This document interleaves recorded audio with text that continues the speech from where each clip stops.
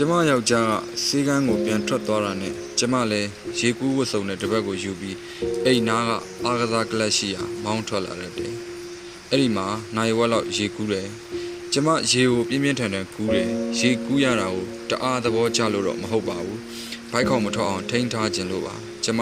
မရဲ့ပုံမှန်တရံကိုအမြဲကျင့်တတ်တယ်။တကယ်တော့ကျမကိုယ့်မျက်နှာကိုဘယ်တော့မှမကြိုက်ဘူး။တိတ်ဆိုးလာလို့တော့မဟုတ်ပါဘူး။ဒါပေမဲ့ဘယ်တော့မှမကြိုက်ဘူး။ကျမခန္ဓာကိုယ်ကတော့နောက်တကန်တာကျမမှန်ရှိမှအဝတ်စားမပါပဲရက်နေရသဘောကျတယ်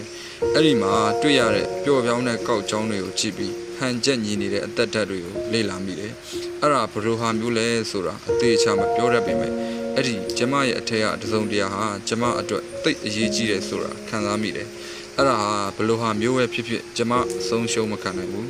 အခုကျမအသက်30ရှိပြီ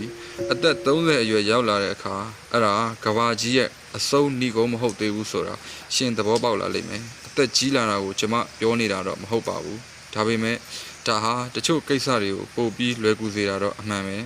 ဒါဟာဘလို့စိတ်ထားတတ်တယ်လဲဆိုတာကိုမေးခွန်းထုတ်တာပါပဲကျမတေးသေးချာချာပြောနိုင်တာတစ်ခုရှိတယ်အသက်30အရွယ်မိန်းမတစ်ယောက်ဟာသူ့ခန္ဓာကိုယ်ကိုသူ့မျက်နှိုးနေသေးဖြစ်ပြီးအဲ့ဒီအတိုင်းဆက်ထိန်ထားခြင်းနဲ့ဆိုရင်တော့သူဟာအတိုင်းတာတစ်ခုအထိအားထုတ်ရလိမ့်မယ်ဆိုတာပဲဒါကိုကျမအမေစီကနေရခဲ့တာပဲသူဟာအရင်ကပိန်ပိန်သွဲသွဲနဲ့ချစ်စရာကောင်းတဲ့အမျိုးသမီးပါအခုတော့မဟုတ်တော့ပါဘူး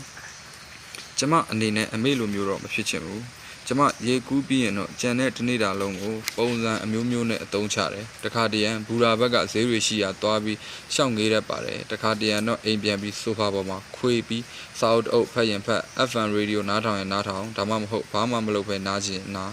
နောက်ဆုံးတော့ကျမသားလေးကြောင်းပြန်တဲ့အချိန်ရောက်လာတယ်ကျမကသူကစားဖို့ဝတ်စုံကိုလဲပေးပြီးမုံတစ်ခုပေးလိုက်တယ်သူကစားရဲနဲ့ပဲတငယ်ချင်းတွေနဲ့ကစားဖို့အပြင်ထွက်တယ်သူကကြက်ညက်နေတဲ့နေ့ချောင်းတွေတက်ဖို့လဲငယ်သေးတယ်ကျမတို့ကလည်းသူ့ကိုစံနေရာသီးတင်တာတို့ဘာလို့မလုပ်ဘူးသူ့ဘာသာကစားပါစေလို့ကျမယောက်ျားကပြောလို့ရှိတယ်သူ့ဘာသူတဘာဝအတိုင်းကြီးပြင်းပါစေတဲ့ကျမယောက်ျားကိုမှားတယ်လို့ပဲကျမသားကိုလည်းအိမ်ကထွက်တာနဲ့ကျမကကျူးဆိုင်တော့လို့မှားတယ်သူကလည်းစိတ်ချလို့ပြန်ဖြေတယ်